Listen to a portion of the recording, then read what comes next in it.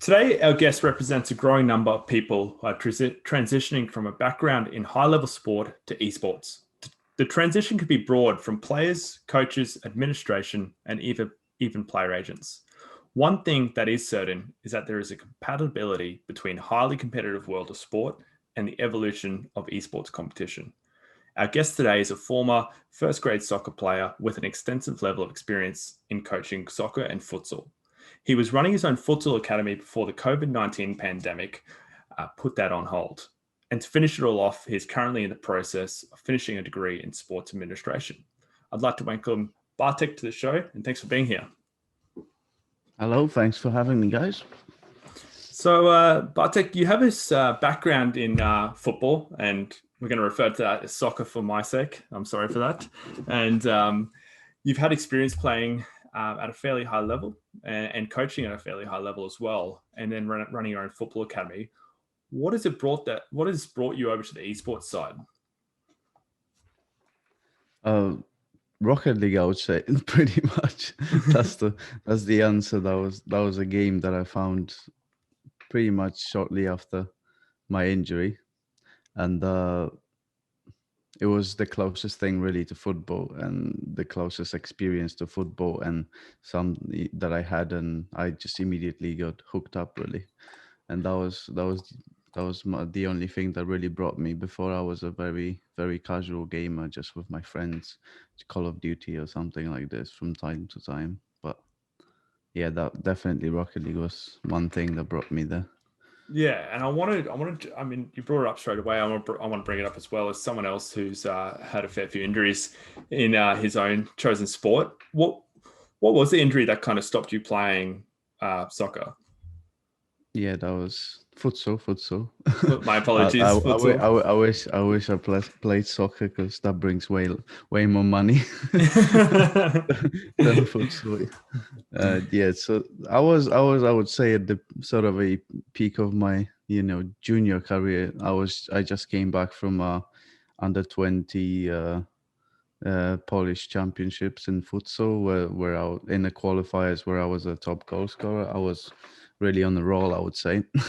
And a couple of days after that, we had a first team game that I didn't play in, even not even a single minute, which I was very, very upset about, considering my previous just performance and in a junior team when I was really the main player. Yeah. And I was very annoyed, very upset, and I decided the day after to just go have a kickabout with my friends, which I shouldn't be doing because I was under the contract, and I wasn't allowed to do such things. and, and yeah, that's where injury happened. I got my ankle twisted, sprained really, really badly, and I was out for pretty much 9 months. Wow. Out and never really recovered to like my full ability afterwards. Okay, that's interesting because I mean, you and I and Luke have talked a fair bit in the past, and I knew you had an injury, but I didn't know how it happened, and that's quite interesting. So you had the double whammy. I left it for the boat.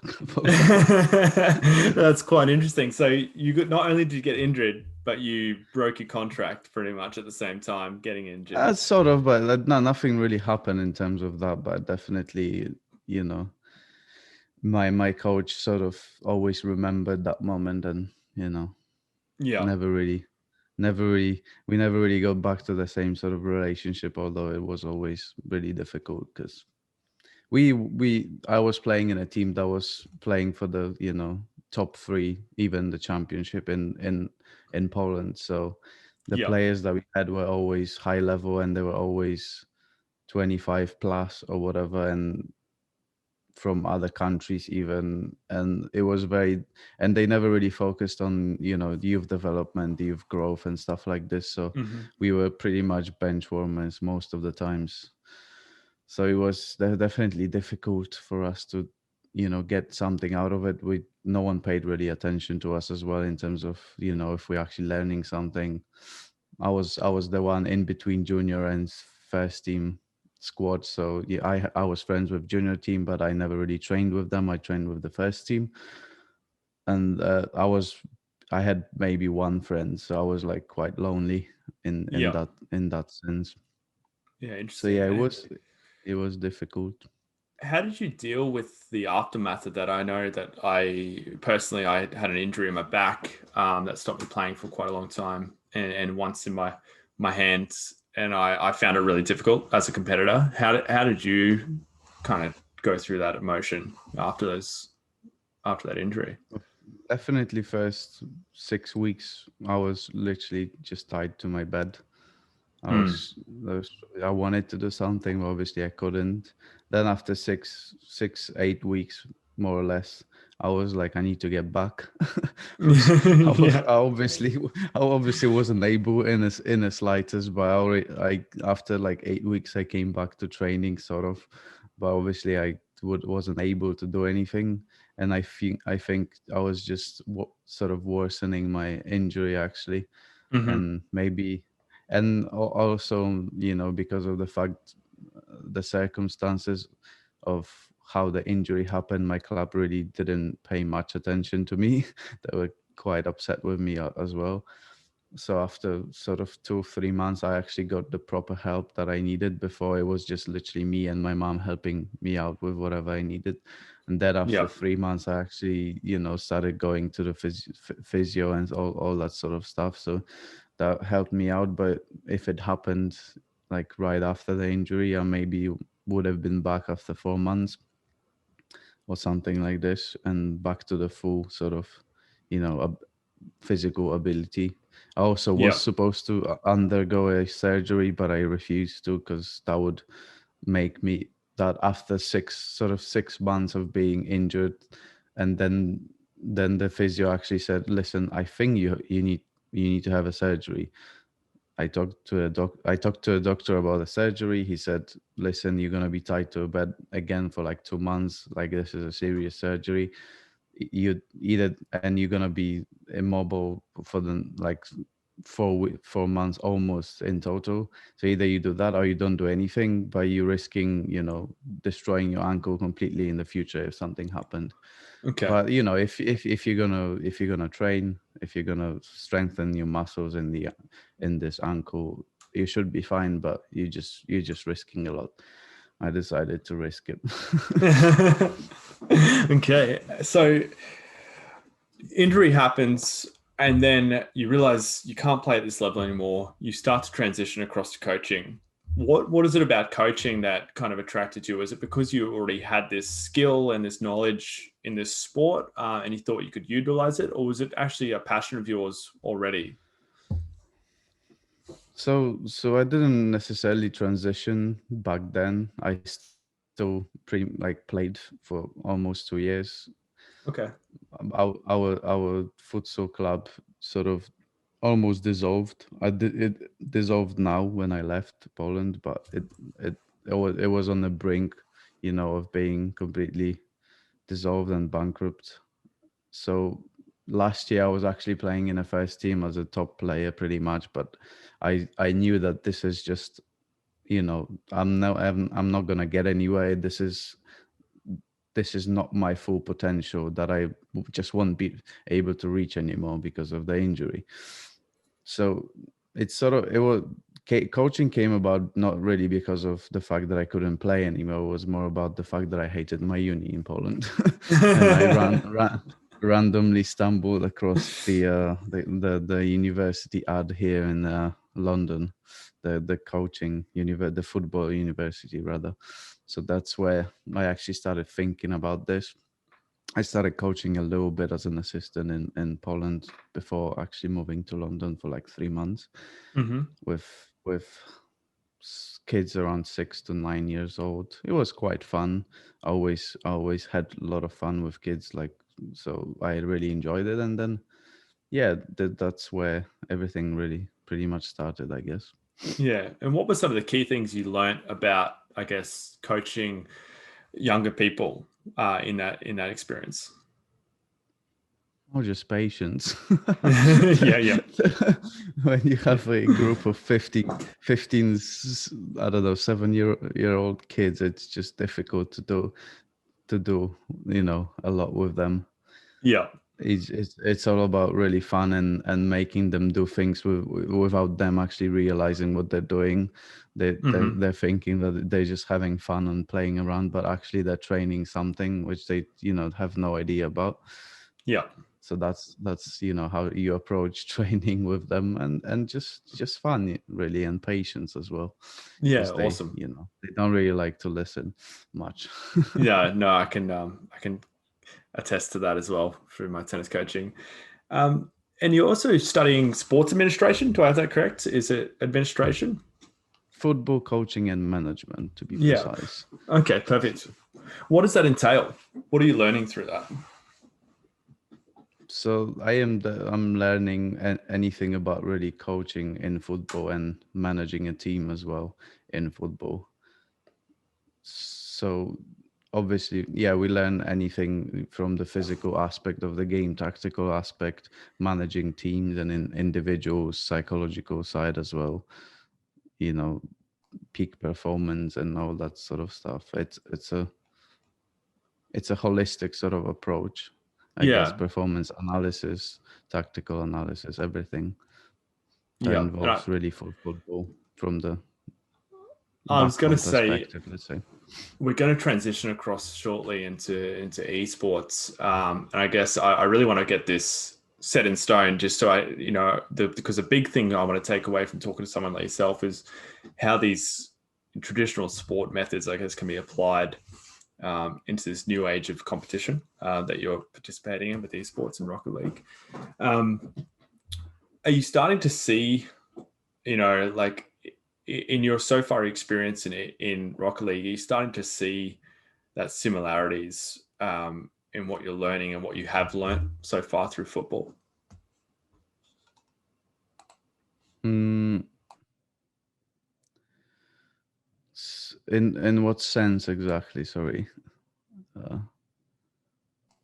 Yeah, so I mean, as in when you, I guess, even from the way that you might begin your negotiations, or sorry, not negotiations, but your first ever lesson with someone in Rocket League, and the way that you look at the fundamentals of skills, is it a similar way that you look at maybe say the way you coached, a 7 or 6-year-old, or is it completely different?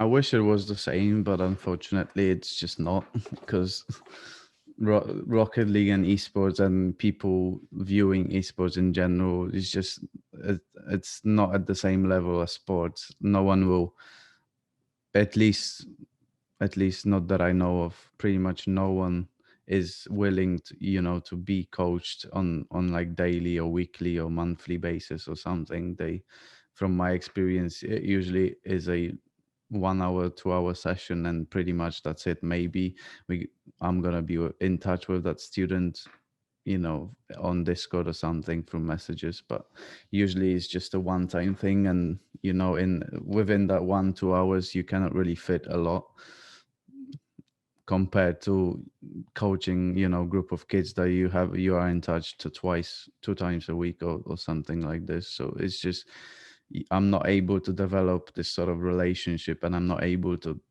get to know that person as much as I would those kids, for example, that I'm you know especially considering that I was an assistant. I wasn't as much involved in actually uh like performing the session. I was more, at least at that point of time, I was more responsible of just in keeping everyone in check, sort of, and talking to them, getting to know them as well, asking them, how are you, how's school, whatever, how is everything at home, are you enjoying the sessions, all that sort of stuff. So I was able to get to know them better, and what they like, what they don't like, in at least as of now in Rocket League. Coaching is just not possible. I wish it was, and I think we we're gonna try to do that in the future. I hope that would be amazing, because that's the way to actually be able to impact people, getting getting to know them on a long-term basis rather than one-time thing. I'm going to start jumping in now, because now we're touching the gaming. This is a part where I probably can jump more than sports, because I've never been really good at sports, although I enjoy doing it, but I'm probably like always the It's all last about one. fun. It's all about fun. Yeah. And one thing I really like, I realized when I started the Valor esport journey, and maybe like when I started doing Counter-Strike, is exactly what you said. When I started realizing how coaching works in esport, what I see a lot are either professional who have coach full time, right? And so they are able to be in touch with their coach all the time, or um, you have kind of a freelance platform like Fiverr or Gamer Sensei, where um, you can buy a lessons, right? And Yeah. and this I saw like, oh, maybe I can get one session, and I've talked to a few players that are getting those sessions, and I have the feeling that like they take one session and they think that's enough, that's gonna get them better. And as you said, like actually having a regular session might be more interesting for a player if they want to grow. Do you think that's the case, or like maybe let me rephrase the question? What do you think would be different if you like between a regular session and like a one-off session in terms Yeah, of your approach? I think definitely that would be the way to go. One-time session can, the impact of a one-time session can last for a couple of days, maybe weeks if it was very decent. But people tend to revert to the, old habits often, and they may even forget about everything about the session and what happened there. So, having those even weekly sessions or twice a month, that would be definitely beneficial to just keep track of someone's progress and give them new things to work on. Yeah, it would be definitely better, but then again, the financial problem comes up. It's very hard for anyone to pay, on a regular basis, I don't know, 15, 20, $25 per hour or something along the lines. And it's understandable that, a coach cannot really pay, have a session for $5 an hour. It's just Yeah, not possible from a financial point of view. that makes sense. And so this is interesting because in soccer, for example, I mean, rarely you would pay a coach by yourself, right? And go on the field Yeah. and say, "Hey, coach me." That Y- there are y- yeah, from my experience there are individual sessions, but I've very rarely anyone actually gets them because it's just too expensive. When you play in a team, when you play as an individual, you have I don't know, 8, 10, 15 other kids paying as well. So Mm. it's not a big amount of money to pay if you have 10 other people paying. So it's definitely affordable. It's much cheaper than individual coaching, any individual coaching, whether it's sports or esports. So that's Uh, where so Rocket League and in esports could head, but yeah, we're not. in that sense, like, do you feel? Um, I'm just getting into this topic because this is really interesting to me. Like the way esport training is organized, it feels a little bit weird for not for professionals and for universities. They seem to be really organized, but more around like the player that want to grow, right? Like that are still like at the beginning. And so one thing I wanted to ask is, do you feel that having a group session regularly might have more impact than a one-off session that individual? Yeah, definitely. And you could have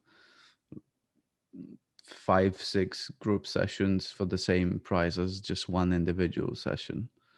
And everyone, coach would benefit from that financially. Everyone would benefit from that because they would get much more knowledge than just during one individual sessions. It's definitely somewhere that in my opinion, esports should try to head to, but as of now, I feel like it's just very unorganized. Apart from, like you said, actual semi or professional teams or whatever, there is nothing really there organized in any sort of way, in my opinion. Maybe I don't know, someone please correct me in the comments or but I've Yeah, never seen anything organized. I mean, I've in, seen it at a higher level, like when you're like yeah, either but professional or semi-pro, or you are in in the collegiate scene. in sports you would have organized teams on any level, the lowest of low, Sunday league adult football with people over 100 kilograms. You would have 6-year-old playing football, you have even 4 or 5-year-olds playing Yep. football. So it's everywhere, and everywhere you go you can actually get into the team and start developing. In Rocket League you just have to do it sort of by yourself. Don't know, using YouTube content on maybe actually getting individual sessions, but again, they are not everyone can actually afford them. Yeah, and on Yeah, that and point, I just wanted to add something that I think, that I've noticed across the sporting world and in all competitions, that a lack of organization usually equates to a poor product. And it's quite common that you, even at the lowest levels, a well organized, method, competition, training, routine always seems to attract continual customers or clients or people who are interested in it, because they feel like when they turn up, it's as basic as knowing that they're actually improving, and that there's a system in place for them to improve. And that's something I've noticed in esports, is similar to some other disorganized social events, I guess. When you turn up, people kind of don't know what's happening. It just ruins it. Like, it ruins the actual experience of what you're going through. So it's I can relate that to a lot personally when I've turned up to things that I'm excited about, and then when I can see that no one actually knows what's happening, it kind of kills it instantly. Agreed, definitely. Yeah, just to add to that, I think like another aspect that is interesting in a group training is like the social aspect, right? Like, it is always more fun to practice with someone. I mean, at least for me, than going in a server with the coach and then the coach just watching you doing the exercise. Like, it's just like lost time for the coach. The coach could be helping someone else, and at the same time, you build some relationship while playing, and you might be able to play like another game with that person later, and build some cool relationships through the training. I think Yeah. that's another part that could be interesting. But keeping on the gaming topic, one thing I'm curious about, if you could like give us a little bit of your story with esport in terms of your journey from starting playing to the moment where you reach coaching, like the whole journey. Mm. I'll just add one more thing and then I'll get back Yeah, to for it. sure. Obviously, the social thing, it's just gonna be always missing there, and that's a very very important part of any. And Rocket League is a team sport. If you're gonna train individually with a coach, you're not getting that social part of it. You're not getting the teamwork part of it and all that sort of stuff. Even in tennis, I think I'll ask Sam now. How often would you have a group session in tennis compared to individual? Obviously you will have, but I think there are, you would have group sessions from time to Yeah. time from what So I've seen. I mean, from my backgrounds and my coaching belief, one-on-one sessions aren't pointless, but they aren't so much required in terms of, if you truly want to learn tennis or most sports, there's a belief that you need that one-on-one focus, but the best players on the planet, if you look at the way they train, it's always hitting and playing with multiple people at once. You can use that for different reasons. You can centralize your focus, and once again, it's about providing structure. And the more people you have, obviously you can't have more than 4 people on a court while you train, otherwise that's a bit out of control. But 2 on both sides performing a drill, it just brings a new dynamic to where you actually interact, and it's obviously more sustainable. It's more enjoyable than isolating yourself, into training with just either a coach individually or serving balls by yourself. That always is not something that everyone loves to do. So yeah, I think when I was working with academy level players in Brisbane, Australia, we would always encourage players to join our squads, we called them, and it was for a couple of reasons. One is to play against different types of players as much as possible and get as much experience versing a wide range of players. But also, there's that social dynamic where you actually increasing your awareness all around you rather than just completely self-isolated by yourself. It's just more fun, I think. At the end of the day, everyone started it, Yeah. By enjoying whatever they're doing. They just started with just enjoyment, just fun. So you cannot just strip that away. And I think sometimes individual coaching can, in a way, strip that fun and social aspect as well. Yeah, So definitely. coming back to my transition from just playing to coaching esports, right? Yeah. So uh, yeah. So I Yeah, go really on. want. So I guess Luke and I are really interested to know is you got really interested in Rocket League. What was your playing time like? Because I know that you're much more interested in the coaching aspect of it. But what was your playing side like? It's sort of, it was always 50-50 in a way. Now I'm leaning more towards coaching because I know there is nothing for me to achieve as a player. I just, you know, I achieved sort of, don't know, top 5,000, but it's not really an amazing achievement. But I know I'm not gonna become like a pro or anything of sorts. So I might as well focus on something else and play the game casually and try to enjoy it. Although playing ranked sometimes maybe a little bit tempting, like in anything, like in any competition, really. Um, yeah, right now I think I have like 2.5 or maybe 3,000 hours, so it's quite a lot over the Yeah. last around 4 years, I would say. Obviously, it started with fun, just my two friends from high school and me just playing the game, just messing around, not being able to do anything. Back then you didn't have any sort of content as well to just get knowledge from, to be able to sort of adjust everything that you needed to adjust by watching a couple of videos. You just had to discover it more or less by yourself. And we never really paid enough attention to that game to actually adjust anything, to discover anything. We're just messing around. So I spent first like 300, 500 hours barely improving, just having fun. And I think that was the most fun I had in the game. As soon as I started improving, as soon as I started to go through the ranks and reaching the higher ranks, it became more of a competition rather than just pure fun. But I reached the highest rank last year in December. I reached like around top 5,000 3 months ago when last season ended. And yeah, I played in a lot of competition, like community ones. I won a couple of tournaments. Not really, no prize pools, no anything, but that was definitely fun. I think I played a couple of times on a stream with like 100, 150 people watching.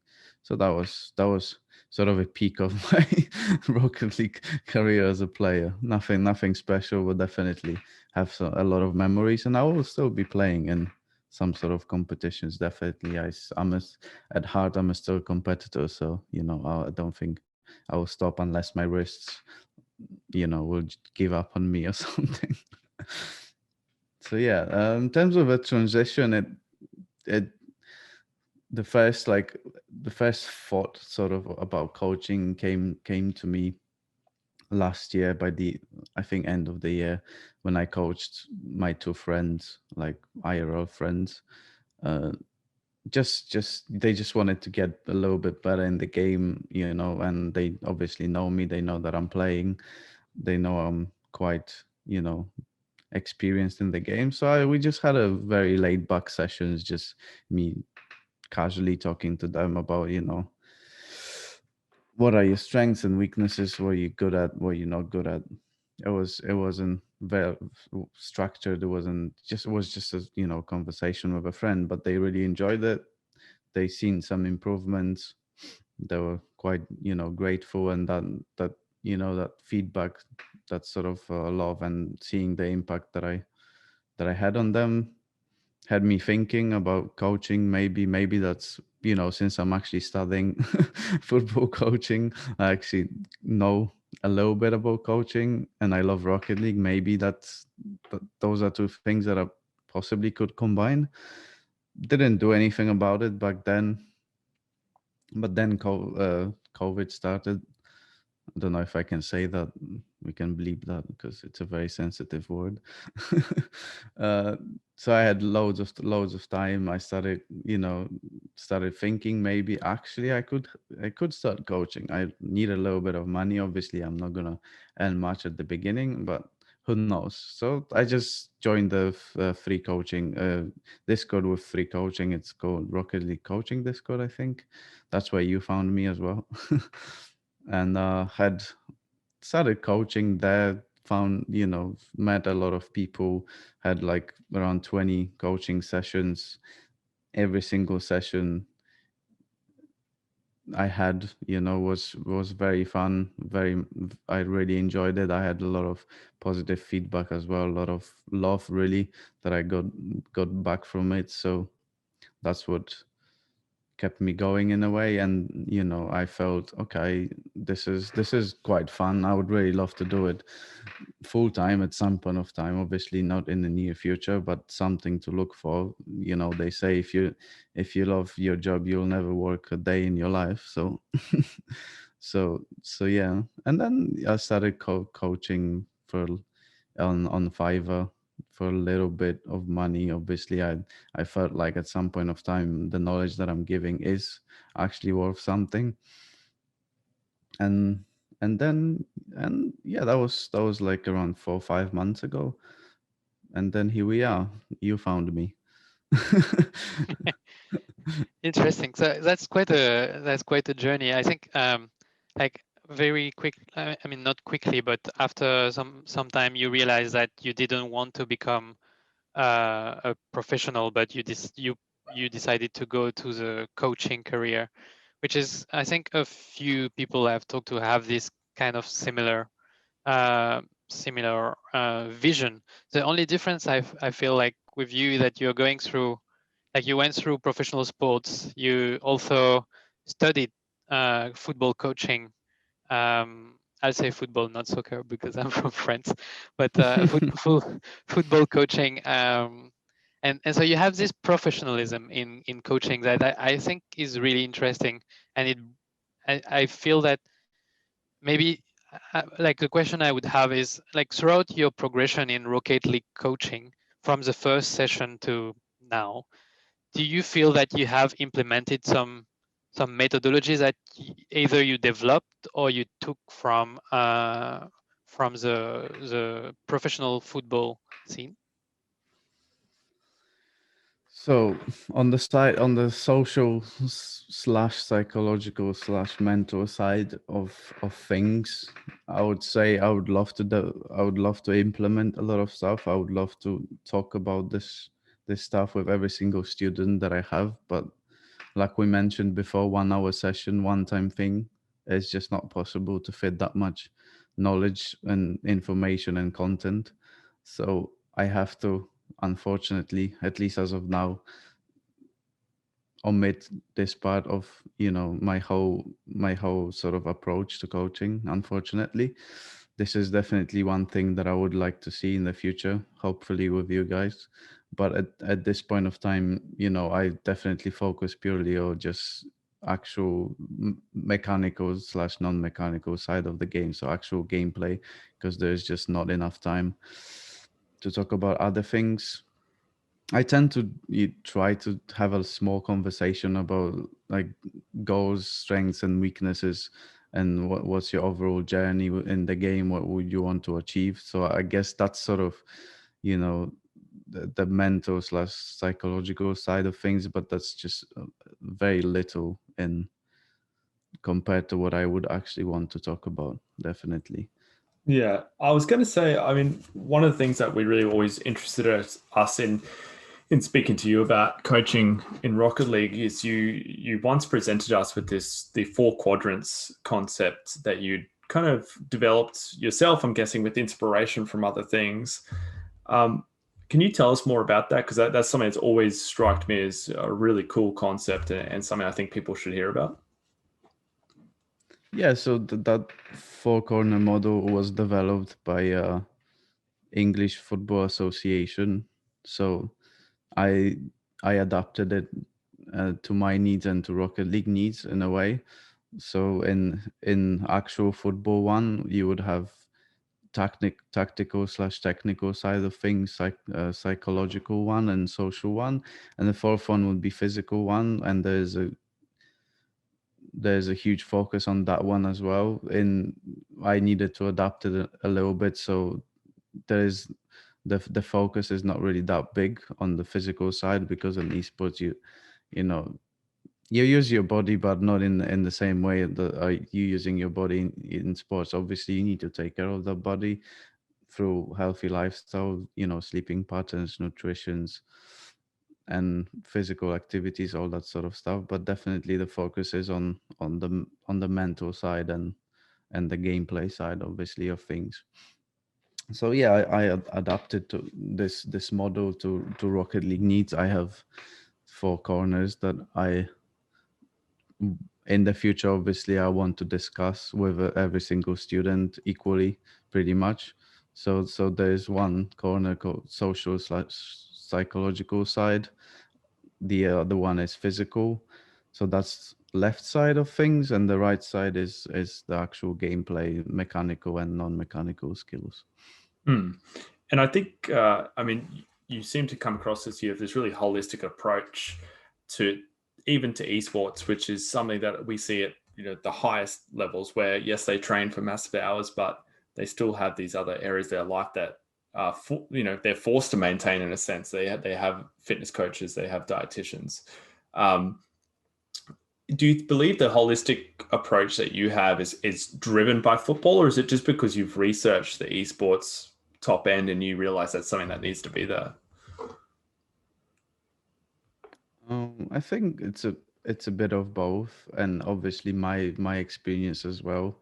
From my experience, just even not really at the highest level, just by casually playing. If I woke up at some point of time, very late and slept 12 hours, or I slept 4 hours, and I started playing Rocket League, I just wasn't feeling, good. I definitely wasn't performing at my highest possible level. If I was angry at something outside of Rocket League, if I was very hungry, all that sort of stuff. If I didn't have any physical activities for a couple of days, I just felt worse. I just felt like I wasn't performing at the highest level. So obviously, I need to do something about this.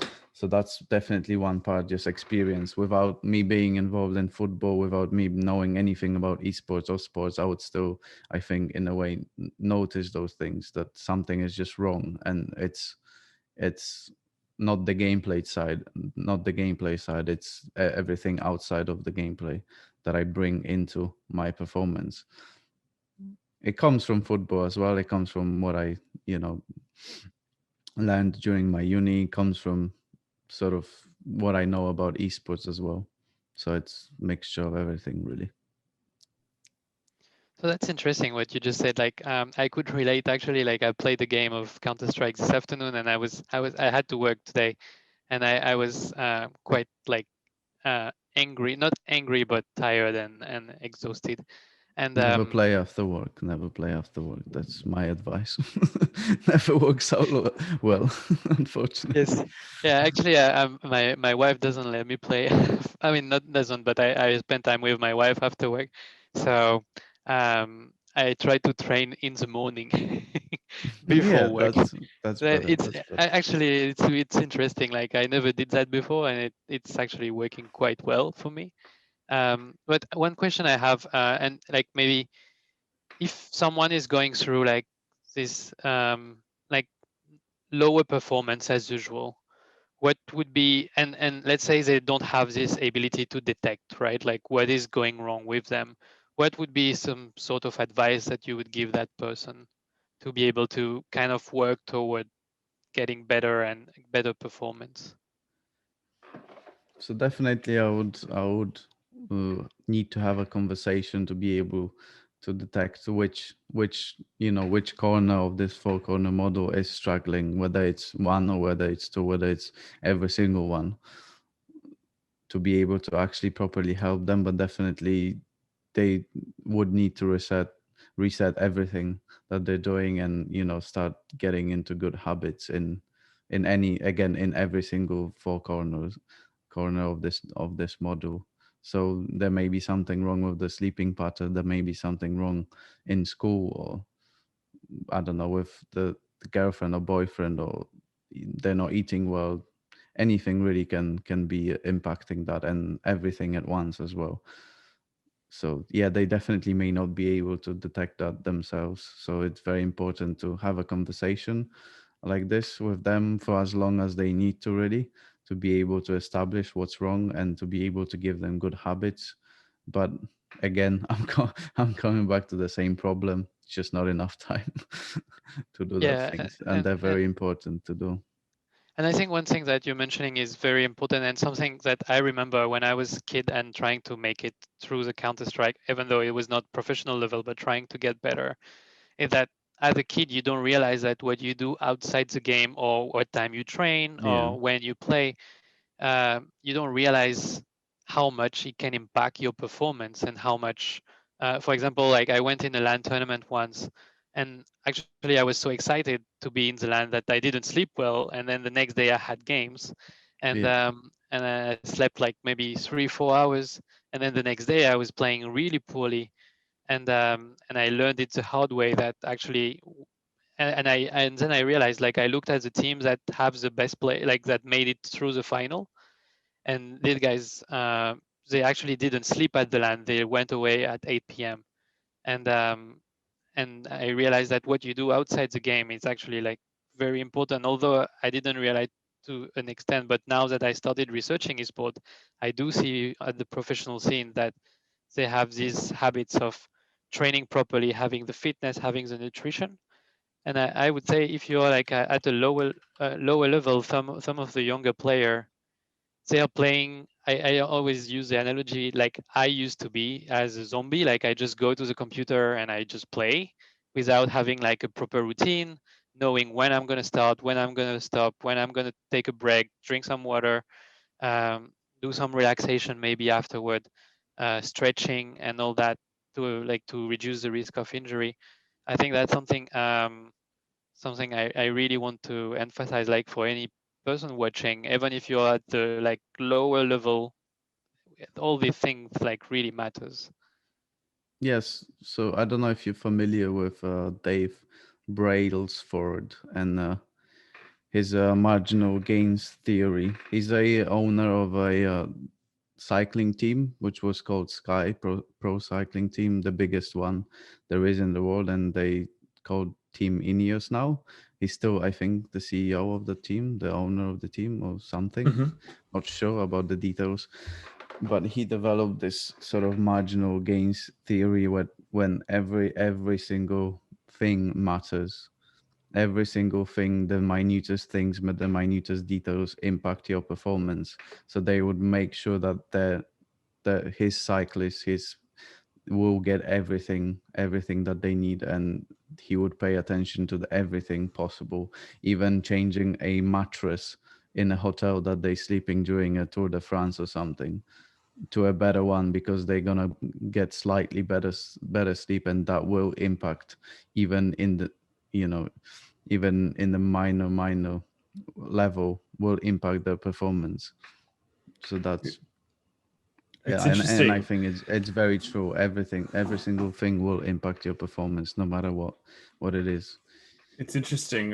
Something that obviously comes up a lot with this esports journey that Luke and I have taken so far is when we talk to parents. We talk about this nearly every podcast, but we get such a wide range of parents' views on what esport is. And if I had anyone I could get right now to the parents who don't think it's a good thing, I would love to put you in front of them because you have such a holistic view on how to approach it. And it's I don't interesting. I know. mean, it's I'm still not able to convince my parents. well, we can get into that one afterwards. What I wanted, well, let's do it. Let's kill two birds with one stone. Let's pretend we're talking to your parents. If soccer's easy to sell or football's easy to sell to a parent because there's a physical attribute. They see that you got to work in a team. there's opportunities out there. It's on TV. It's so easy to say to someone, look at all these things that can happen if you play soccer or football to a high level, or even if you don't, there's other opportunities.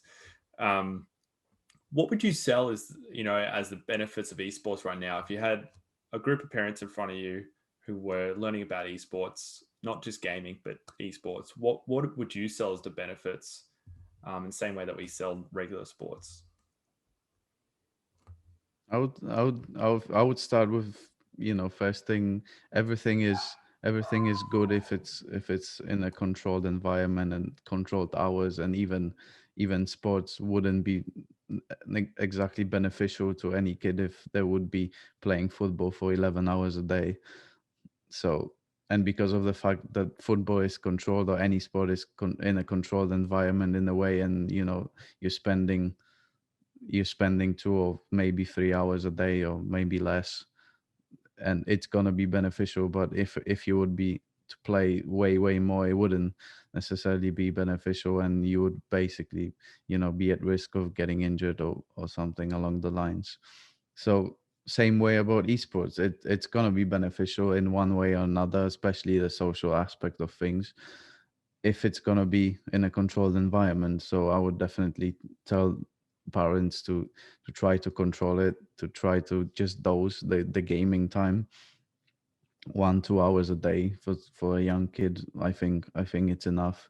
And as long as this kid is doing other things, has other hobbies, has physical activities as well, there's nothing wrong with him being playing 2 hours a day. And for a young kid, playing 2 hours a day, pretty much almost every day, he's going to develop very, very quickly, and can can think at some point of time about getting into things deeper in terms of actually playing professionally, or maybe even just creating content on YouTube or Twitch. Like, as you said, like in sport, opportunities are endless, really.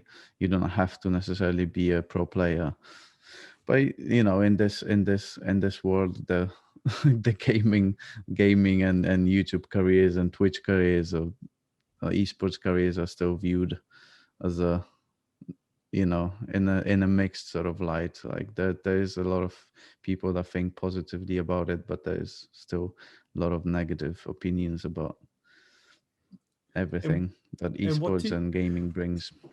And what do you think Rocket League as a game? I mean, it's for us, it's quite obvious.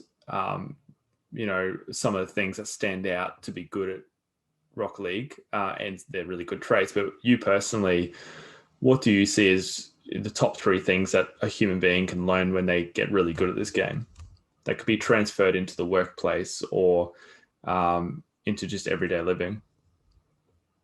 So let me start with saying I think Rocket League is the closest thing to sports that is possible. Really, at this point of time, it's the closest game ever, I think, created, because one, it's incredibly easy to watch by anyone, no matter if you have any knowledge, or no matter if it's your first time with the game or not. You know what's happening. There are 2 goals. There's a ball, and 2 teams are trying to score a goal. Simple.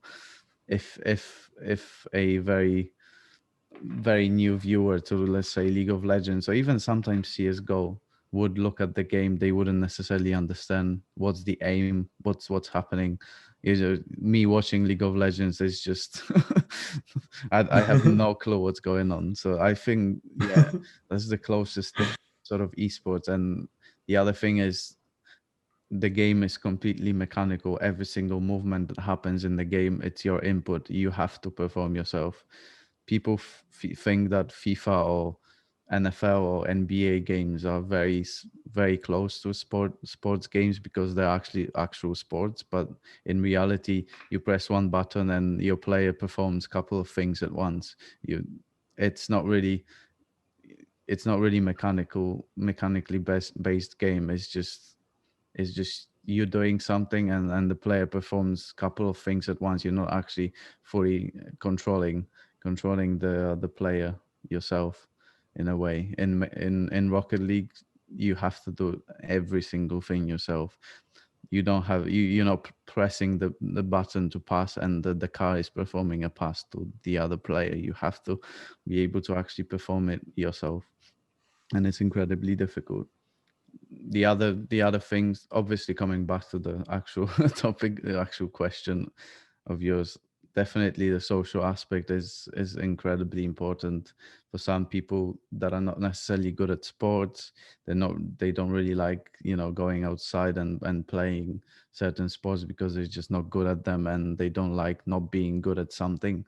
This is the way for them to maybe socializing with people around the whole world. Really is one thing that I just love about esports in general. I met so many people from so many different countries, so South Africa, Romania, Australia, now USA, every single place pretty much in the whole world is just amazing. Definitely the other thing you can learn, if that's your goal, obviously, if your goal is to improve in the game, definitely one thing that you can learn is how to actually do it, the commitment, what kind of hours you need to put into the game, and how the whole focus and concentration that you need to put into everything that you do within the game, outside of the game. That could definitely set you for the future in when you would do literally anything in your life, and you would have this sort of approach that you could take, and you would know how much hours you need to put into something to be able to do it properly. Yeah. Anything. No, amazing. What I want to start stepping away from other people. I want to bring it back a little bit. A fairly loaded question for yourself, and we ask this to a lot of people who come on the show, and the question is this: if you were an esports god and you can control the future of coaching within the industry right now, what would you change for people like yourself who have started to come in the last 18 to 12 to 18, possibly 24 months? What do you think could be changed, added, or built to benefit the world of esports coaching?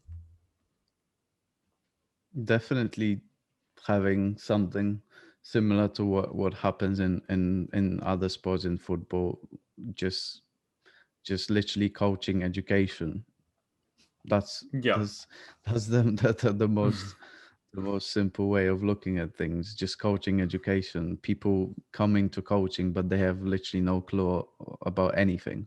Some people even become professional coaches, and they coach professional teams for money, but they may not have an idea of how to actually do it yet. Obviously, I'm not saying they're not suitable for the job, because they probably are, but they could definitely benefit from actually having some sort of knowledge, even from sports coaches, on how to approach things, so they don't have to learn themselves on the spot, really.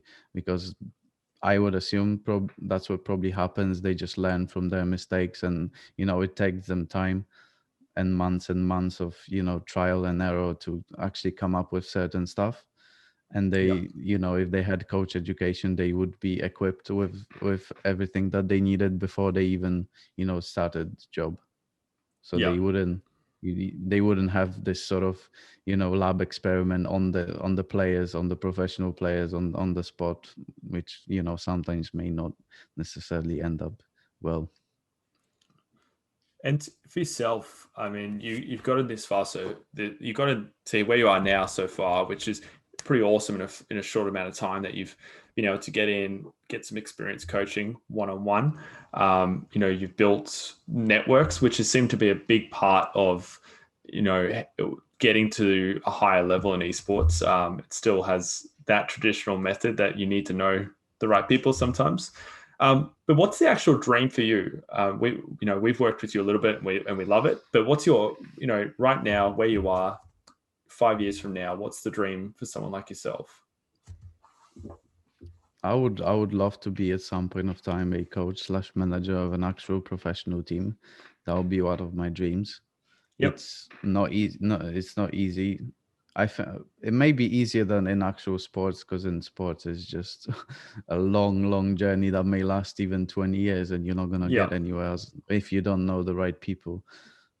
In esports, it may be, depending on the game, it may be a little bit easier, but it's still very difficult. And at the end of the day, at this point of time, at least, again, you need to know the right people to get somewhere.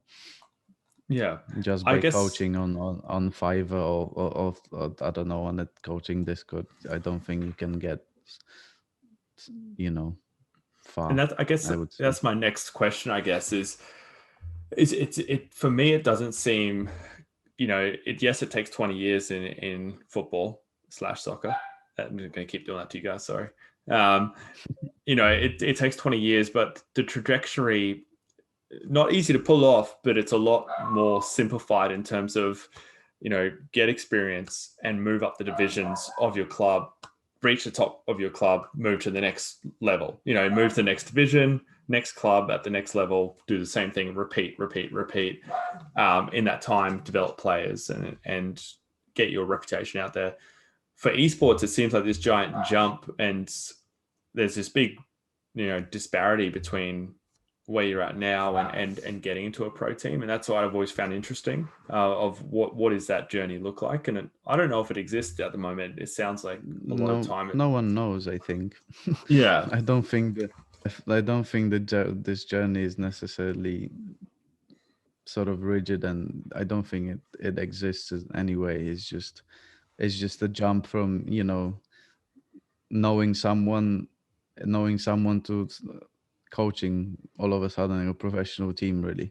I yeah, think a lot of coaches became, especially at the beginning of the game, they were just friends with someone that was, really good friends, or even IRL friends with someone that is sort of good at the game, and this person became a pro, and they asked them, "Oh, listen, do you want to coach us?"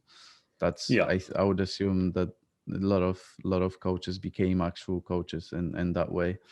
And maybe it's a little bit, different, but I don't think there's a clear journey that someone could take, because there are no divisions in this game, in this esports. You either are a coach of a completely amateur team somewhere in the community league, or you're just a coach of an up and coming, top team, or actual top team, and you're yeah. contracted to an organization. There's no bit in between, And I I think think. that's kind of reflective as well at the top end, with the lack of stability, I guess, in teams as well. That, with this, free fall underneath, that there's nothing in between this level. There's nothing to catch you as well, in a sense. So if you're brought into a team based off someone, or, just, you're not really based off the amount of experience you have to come in and support an organization.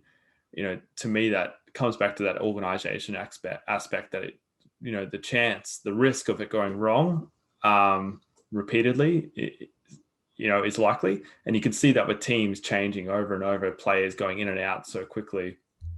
There seems to be a little bit of lack of, structure there. Yeah, there is, and even at the top end, there's a lot of teams that are not contracted to anyone, so they're pretty much free to go anywhere they like at any point of time. Right now, the whole RLCS format changed a little bit, so that sort of prevents those kind of moves. So that, because if you do it too often, it will result in completely, uh it you, there's a point system in the whole RLCS that will basically result in you losing all the points that you gained in the previous tournament. So Mm-hmm. people may refrain from doing so, but still they're basically free to go.